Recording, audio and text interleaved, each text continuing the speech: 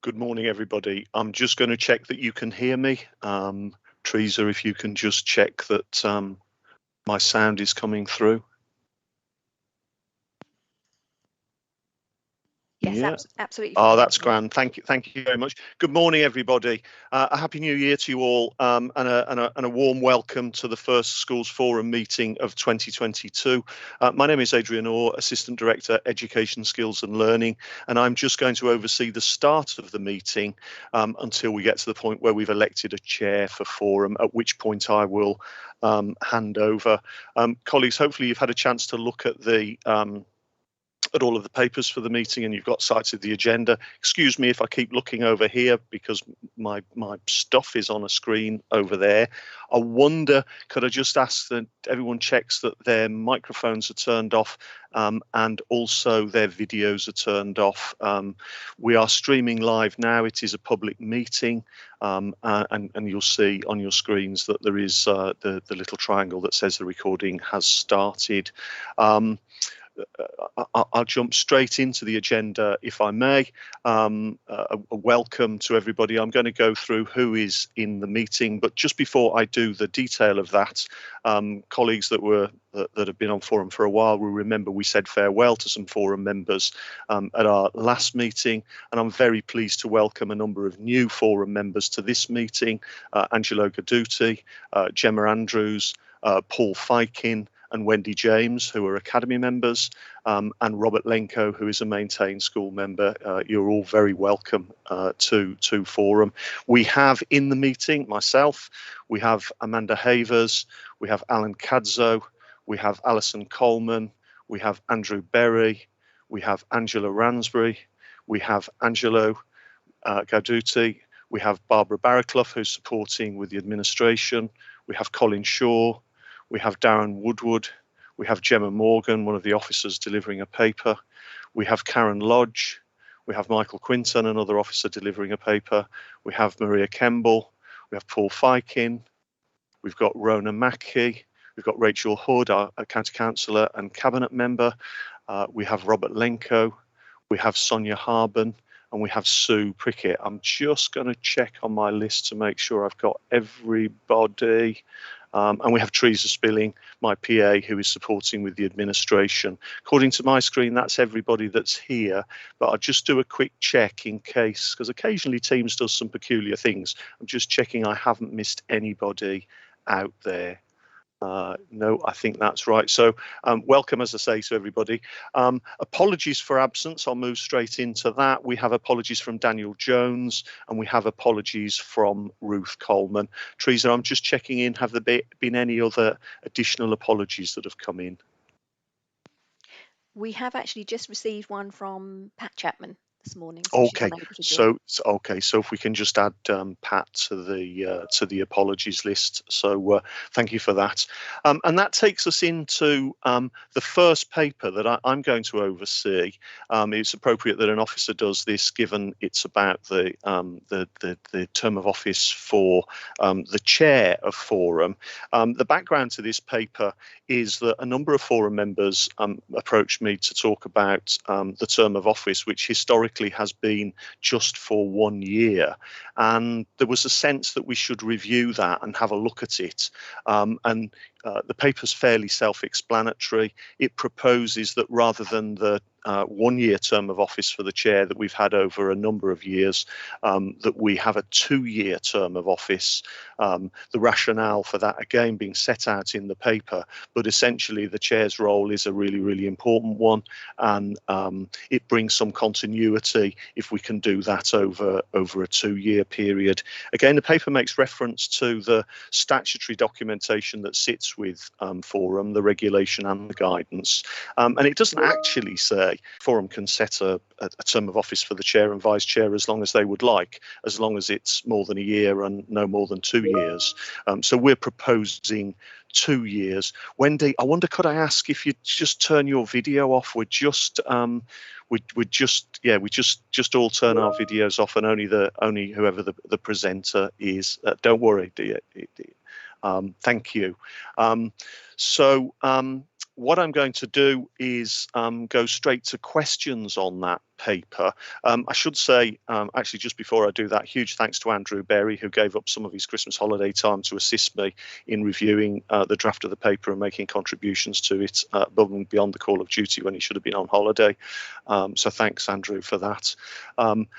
People can ask questions about the paper either by raising their hand or put something in the chat. I'll just give folk a minute to do that.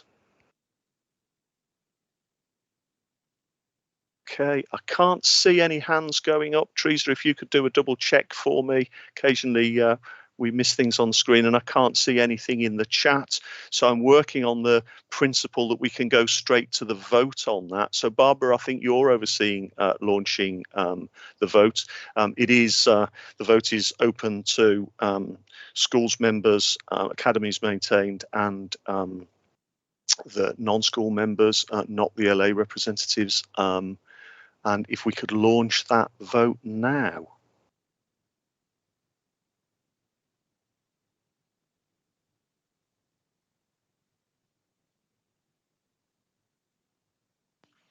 Hi, Adrian. If you could just give me a second, there is an issue with the polls this morning, and for some reason it's taken a while to load. So if you bear with me a Okay, yeah, second. no, that's absolutely fine. What I'll do while you're just loading the poll, we do it electronically, colleagues. For long-standing forum members will be familiar with the process. Actually, I'll start the second element of the item I'm just doing the administration for, and that is, oh, it looks like the poll.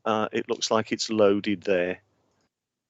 Can people see that in the chat and see it on their screen? Someone just gives me an alert that it can be seen. I can see it on my screen.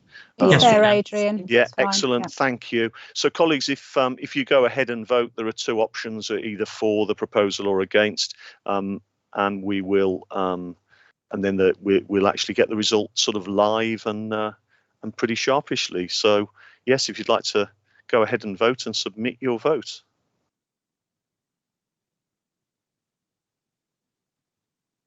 Just give that a moment to happen.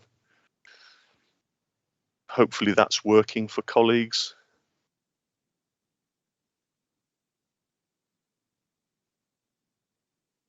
I can't see a results element to it because we normally, oh yes, we're there.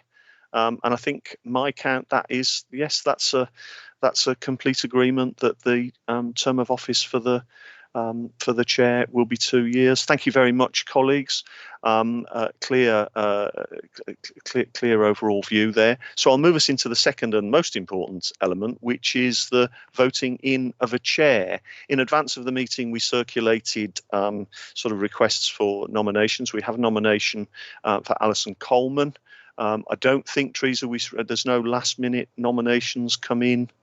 I'll just check in with you on that. No, it's just Alison on that one. So, I mean, many of you will know Alison, who has chaired Forum in the past very, very ably. And what I'm going to propose is that we move to the vote on that. I'll give you a moment, Teresa, and Barbara, to load that poll.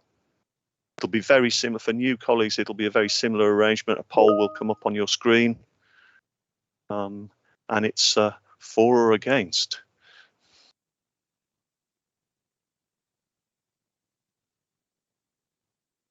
And it looks to me, Alison, that you are our chair. And at this point, I will hand over to you. Congratulations. Thank you, Adrian. Thank you, everybody. Although you didn't have, I suppose you could have put yourselves forward if anybody did want to challenge that vote, but I will continue to try to chair the meeting to the best of my ability, as I have done before.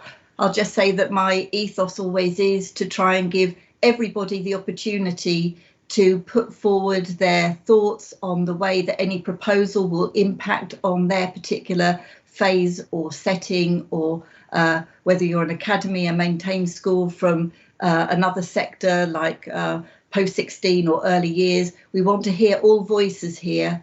But then the most important thing is that collectively when we come to vote on any proposal, we consider what is most appropriate for all pupils in Suffolk, irrelevant then at that point as to what the impact on our own setting would be, that we need to make decisions that are best for the pupils of Suffolk.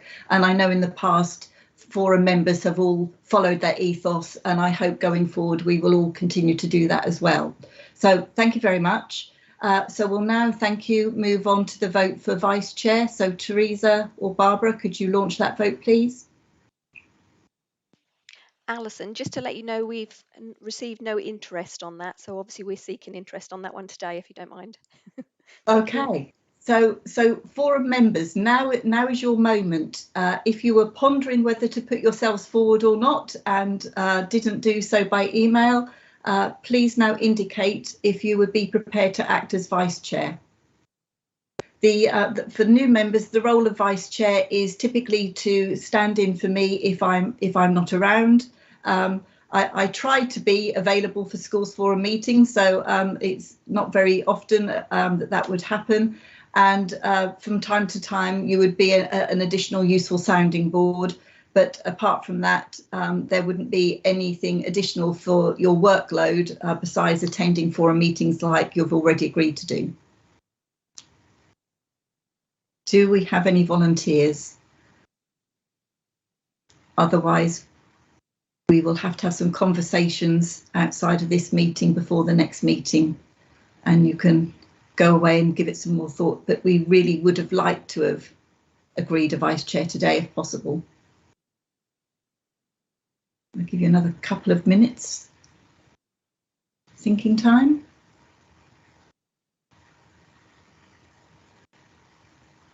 Adrian, can I turn to you to see how you think we should proceed, please?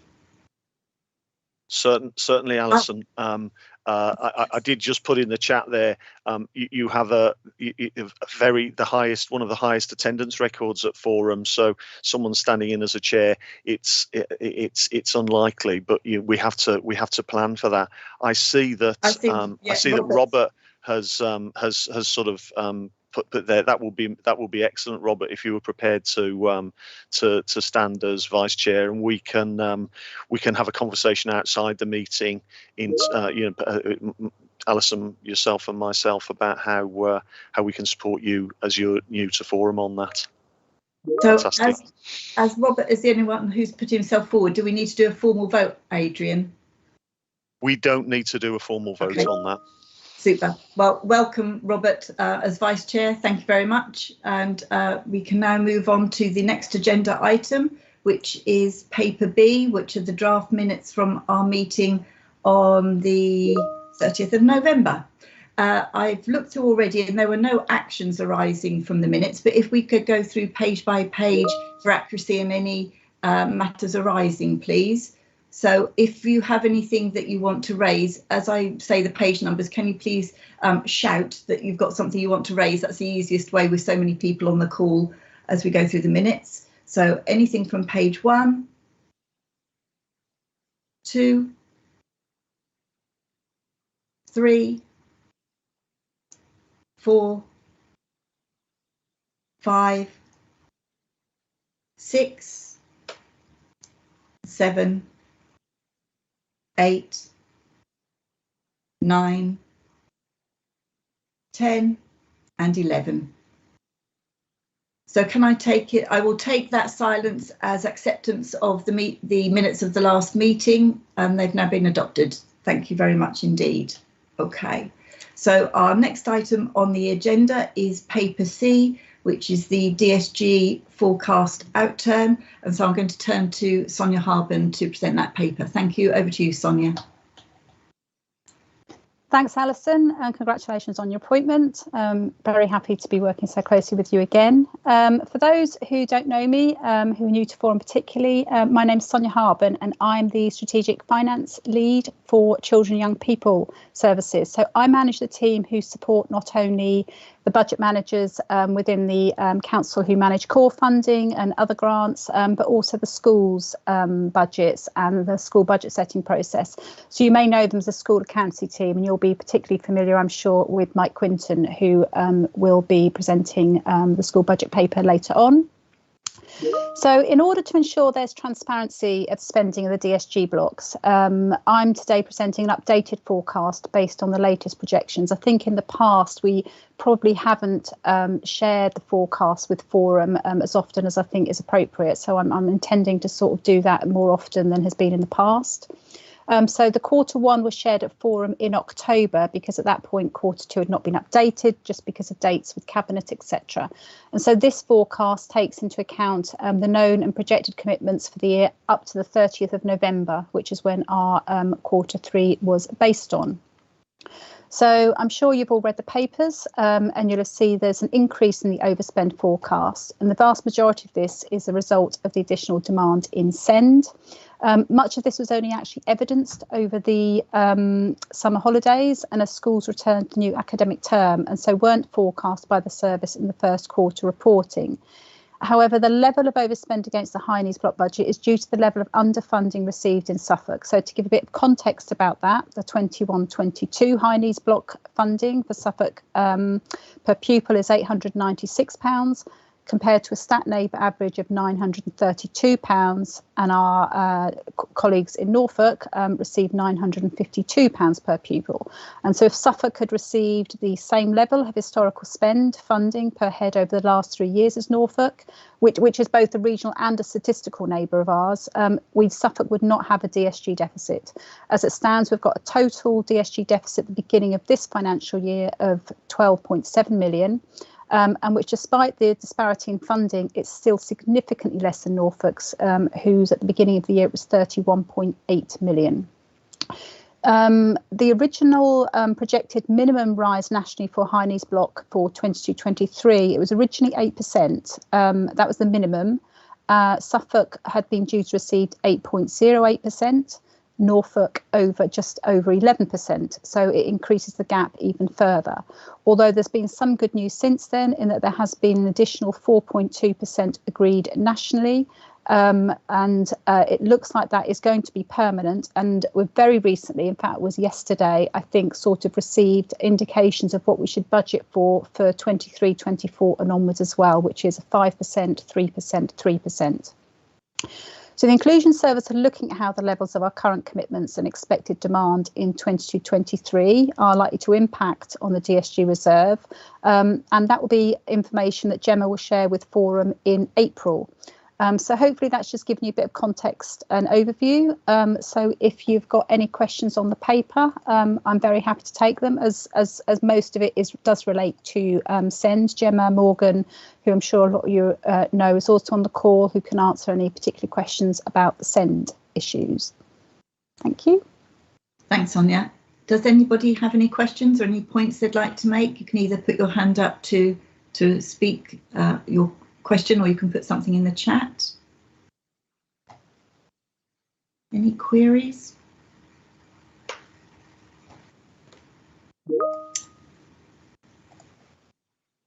Here we go. Robert has raised a question, Sonia, so you can see it in the chat. Yeah, exactly. So it's a really good question, Robert. And you'll hear a lot about this in your tenure on the Schools Forum.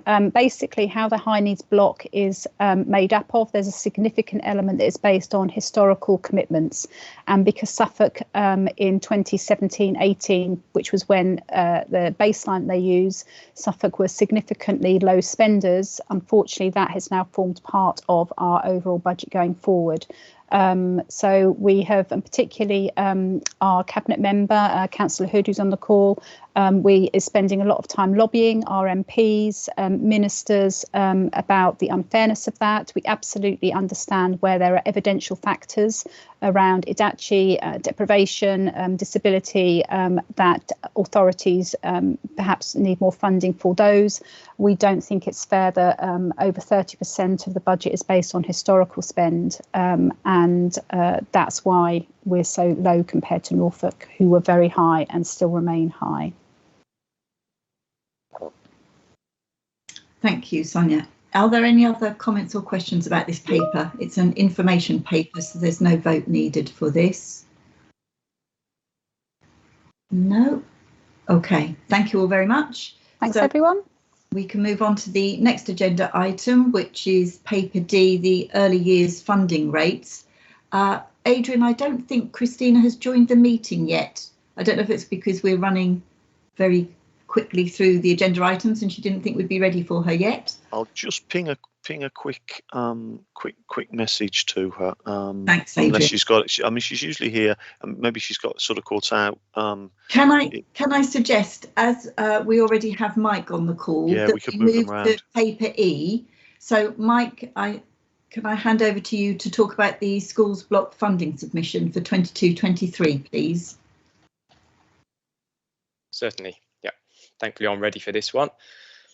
Morning, everybody. My name's Michael Quinton. I am the Senior Accountant working for the Children and Young People's Directorate, supporting Sonia, and predominantly I dabble in school finances. So this paper is an update on the paper presented at the last meeting in November, and it just provides an update on the schools block funding submission for 22-23. So at the previous meeting, Forum agreed to continue to follow the national funding formula, and Forum have done that for the past 6 years. So for those new to Forum, and if you're not aware, what is the national funding formula? So the national funding formula is the method that the government uses to allocate money to all schools in England each year. And what it aims to do is remove any discrepancies arising from budgets allocated from different local authorities. So if we go back a number of years, and Suffolk was a prime example of this, back in 2010-11, I think we had 39 factors that were used to allocate funding to our schools in Suffolk. So the government have reduced this to, I think it's 12 factors that we use, but there are exceptional factors that we can still apply to the Secretary of State for. So things like rent and split sites, where a number of our schools still qualify for that. So you can see straight away that local authorities having 39 factors, reducing it to 12 makes it a consistent approach. And Forum just thought this was the best way forward for Suffolk. It ensures that all of our schools are funded in exactly the same way.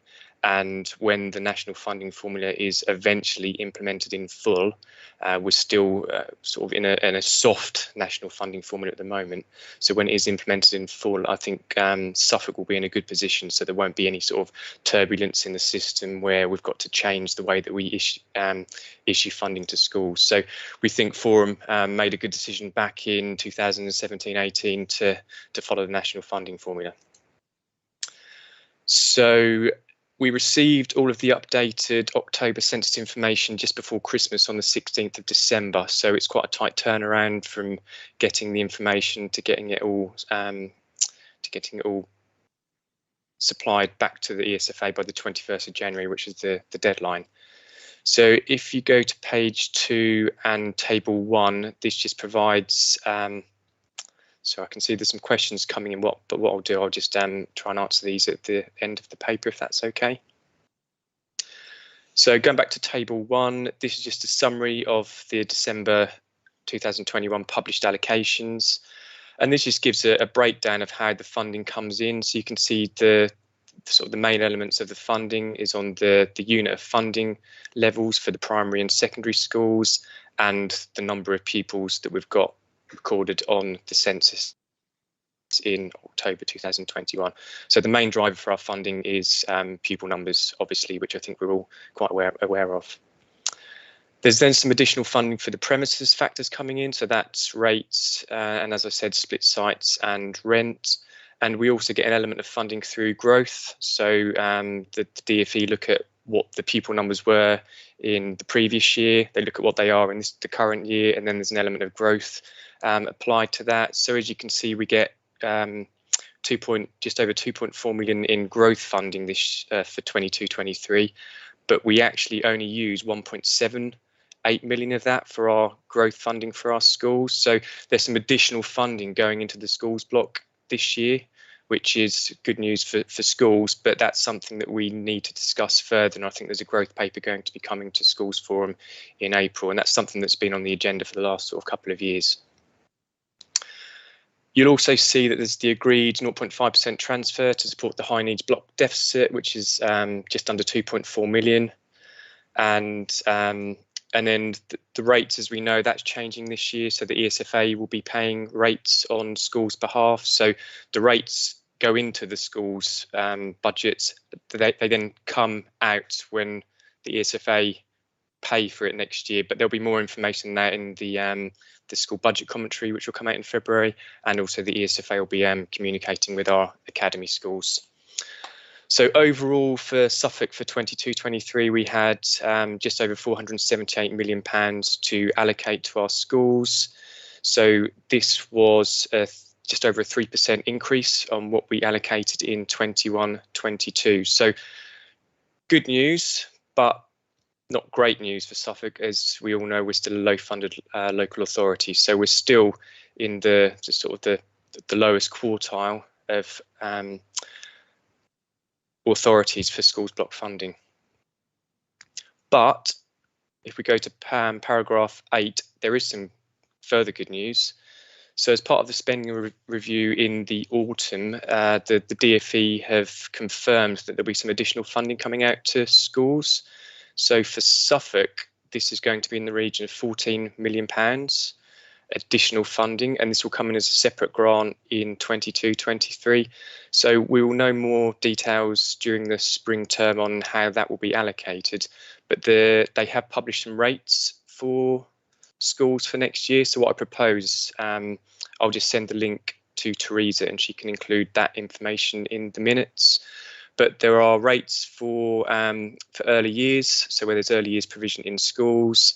There's rates for the 5 to 16 cohort, and there's also rates for post-16 provision in our schools as well. So there's a number of rates. So when Teresa sends the minutes out, that will help with some of your finance staff looking at budgets for next financial year.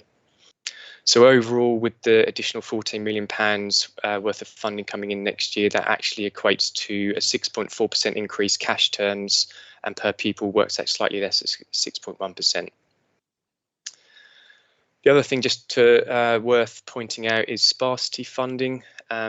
So again, for forum members who are new, this was something that Schools Forum agreed to implement back in, I think it was 2014. So this is to help support those small and rural schools where they don't get the economies of scale like some of our sort of bigger urban schools get with regards to deprivation funding and low prior attainment and things like that. So we found that a lot of our rural and small schools sort of missed out on that funding.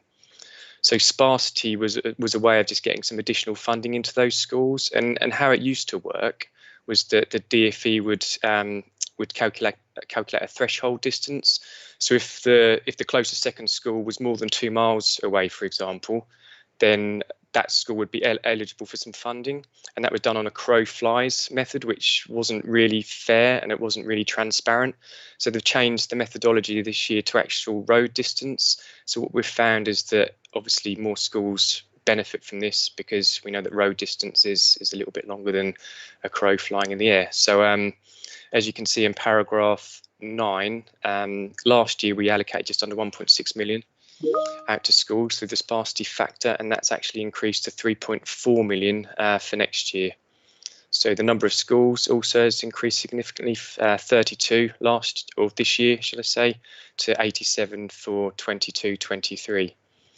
So, you know, we think this is really good news for those schools to help support them through what we know are very difficult times at the moment, with the pandemic still sort of hitting our schools quite hardly. And the other thing just to point out is, although this is additional funding for those schools, it's not additional funding for Suffolk. So in the overall quantum of funding that we received, the £478 million, the 3 million comes out of that funding. So just thought it was worth pointing that out.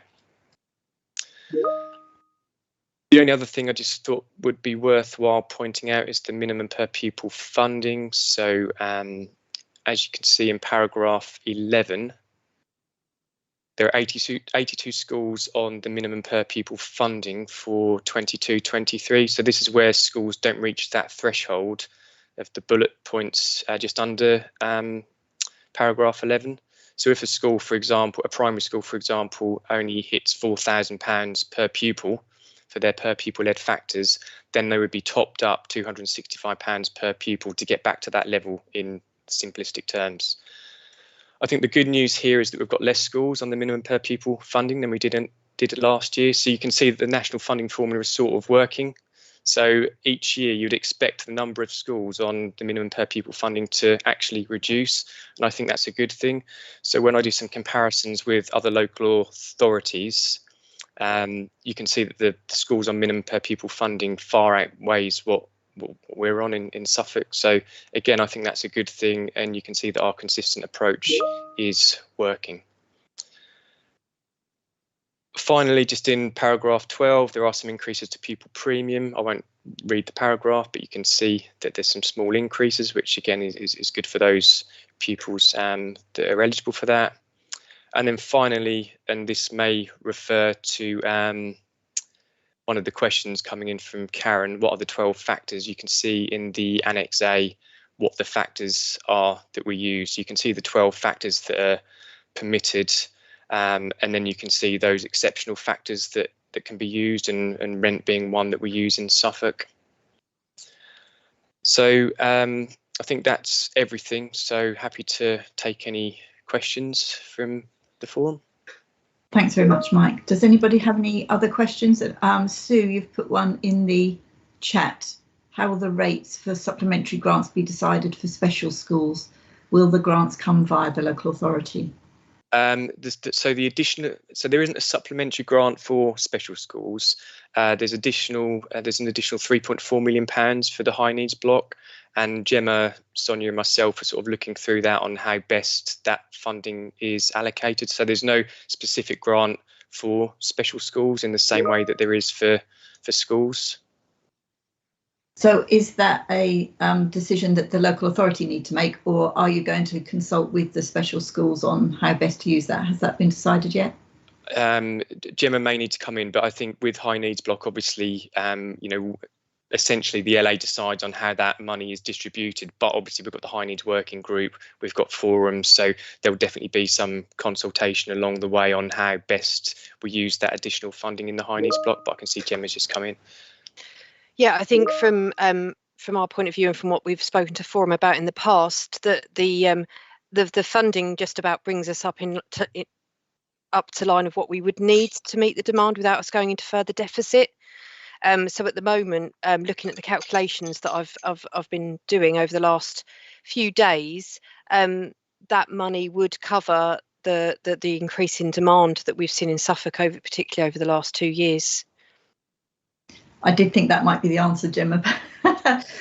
Just before all the special schools suddenly think there might be an extra allocation, I thought, we needed to explore that bit. Thank you for that. Thank you. There's a couple of other questions come into the chat, Mike.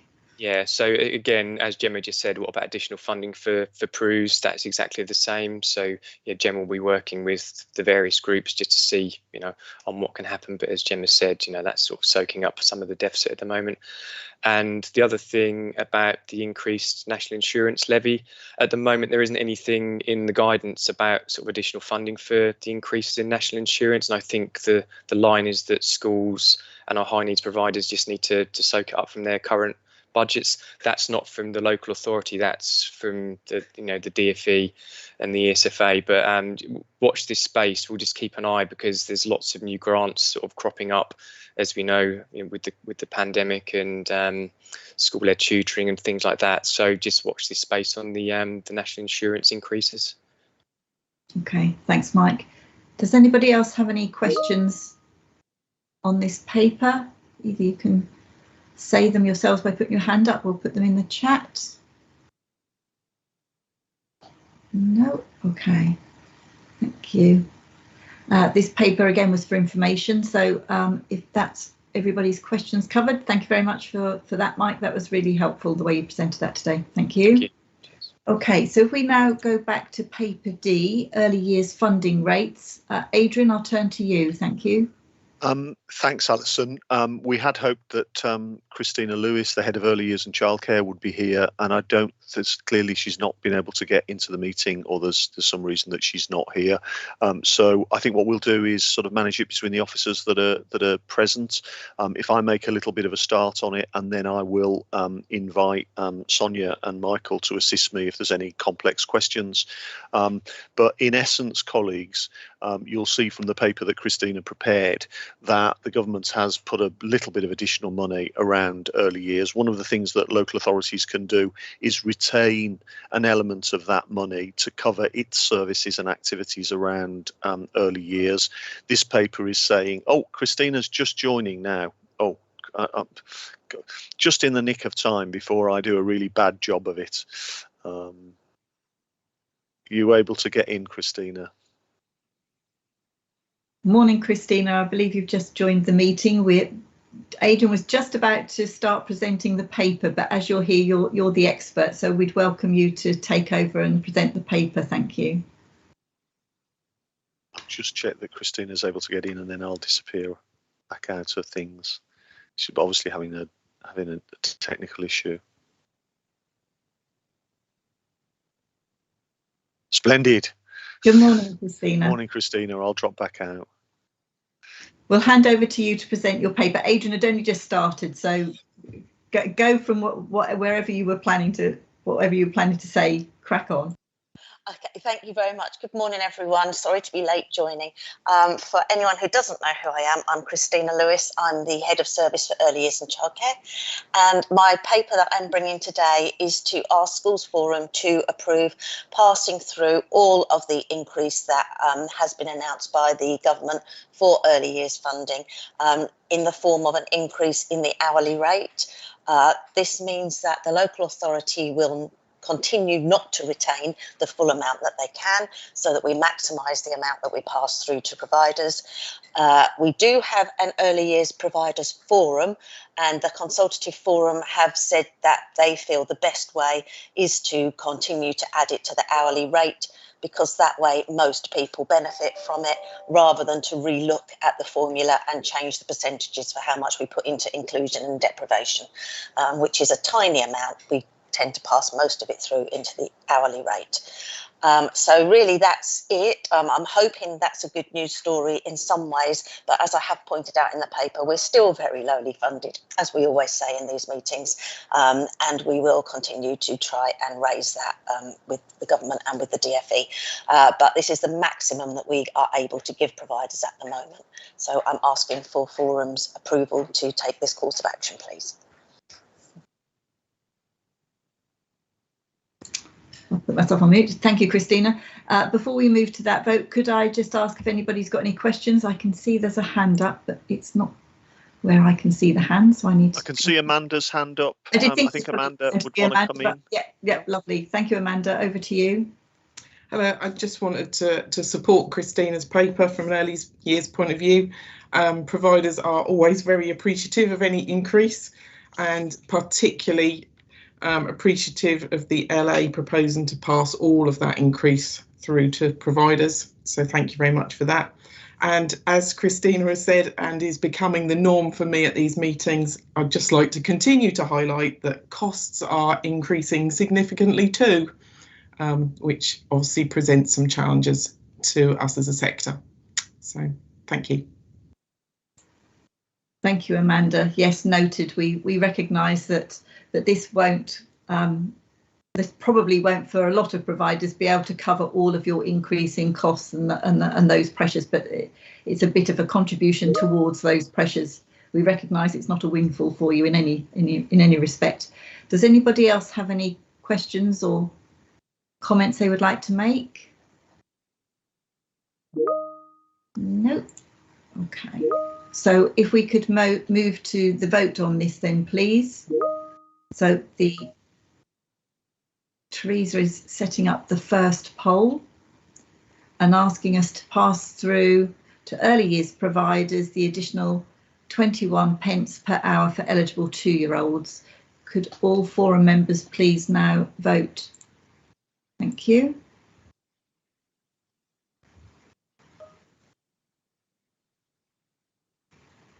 There's a couple more people who are eligible to vote, but thank you.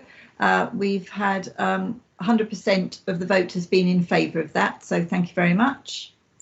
So we can move to the second vote now, which is about agreeing to pass through to early years providers the additional 17 pence per hour for 3 and 4 year olds. So if eligible forum members could vote once it comes up on your own screen, thank you.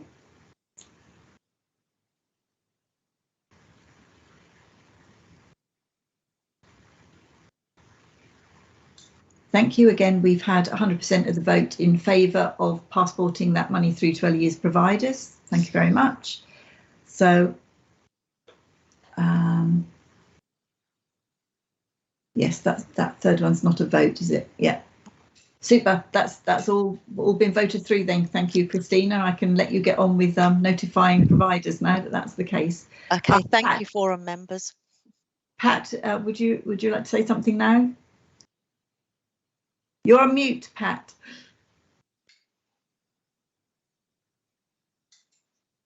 Sorry, are you there? Yes, we can hear you. I'm having technical issues. I have been viewing on YouTube, but I haven't been able to get through until this moment. Yes, obviously I support Christine and the movement, and yeah, absolutely. So you have my vote too. Thank you very much, Pat, and thank you for having to at least been able to give that a verbal vote in. Yes. So thank you. You and other early years providers, I know you and Amanda, you championed on behalf of the sector here at Forum, so thank you for that. I mean, Amanda's absolutely right. Whether or not the increase of funding will actually cover the extra costs that are going to follow, but it's certainly going to help. So, yeah, every little help, as Tesco's say. Absolutely. Thanks very much, Pat. Glad you managed to get through. Thank you very much. Okay. So that concludes that agenda item. Thank you for your time, Christina, and managing to log on as well. Thank you both. Okay, so that concludes that agenda item. So we now move on to the forward agenda. Sonia, Adrian, which of you would like to cover this item, please? I'll let Sonia pick it up. She'll be more eloquent than me. Over to you, Sonia. I'm not sure that's entirely true, Adrian. Pat, could you just turn your camera off again, please? Thank you. No problem. Sorry, Sonia, interrupting you. No, that's quite all right. I think on the forward agenda, so that would be in April. I can't remember the exact date. I want to say the 28th of April, my parents' wedding anniversary, actually. We'll have a paper on an update of where we are with SEND, and this will include any suggestions that Gemma has worked through with the High Needs Working Group. Oh, sorry, I've realised my camera's, there we go. The High Needs Working Group. We'll also be looking at having a growth paper coming through, so that will be looking at how we would, although as Mike has said, we think we'll be okay with the 1.78 million in 22-23. There is additional coming in, and actually looking at how growth is going to expand over the next few years. It might be that we actually need to ensure that that growth pot is bigger moving forward, and it's about how we move that. And there was a paper on that, I think, in the October forum, just to give some of the background on that. It's also particularly with falling roles, there was an issue. And I think, Adrian, was there not a paper you were going to do about terms of reference for school forum as well? Just unmute myself. Yeah, one of the things that I'll be doing between now and the next meeting is sending a message out to forum members asking for volunteers to form a quick task and finish group to look at the forum terms of reference. They're very old and, to be honest, somewhat out of date, and it would be good to renew them. As long-standing forum members will know, and for the benefit of new forum members, the LA can just write the terms of reference, but actually we like to do it collaboratively. So there'll be an activity, there'll be an email, and I'll just be asking for if a few forum members are able to. We'll probably do it in a single 2 or 3 hour meeting. We'll come along with a draft for critique. So that by the time a proposal comes to forum, actually a subgroup of forum have had a look at it in advance. So watch your inboxes, colleagues. I think the only other thing thinking by the 28th of October, I will have a pretty good indication of what the final DSG position is. I think we'll have done a service close by then, so I might be able to do a verbal update on where we're at, but obviously won't be able to provide anything concrete until the June forum, just because of the dates. Right. I don't think there's anything else on there, Alison, if I remember rightly. I think the send update will be quite a sort of a good review, and probably pick up things as well, not just within sort of the financial side, but I'm sure that Ros will support Gemma and put some things in about how we've moved forward after the independent review as well, just to give an overview. I'm sorry if I've just dropped you in there, Gemma, but you know, I'm sure that's that we can sort that out. Thank you very much. Okay, so that concludes all of the agenda items for today's meeting. Thank you all for attending. I hope it wasn't too overwhelming for new members with all the jargon and so on that inevitably happens here at Schools Forum. All I can recommend is perhaps going back and looking at some previous papers, particularly for topics like SEN, because there's been so much that's happened over the last few years that actually going back and looking at some previous papers as background reading you might find helpful if you can find a spare few minutes in your very busy days that I know you already have. So thank you all very much for attending the meeting this morning, and I'll now close the meeting. Thank you. Good morning.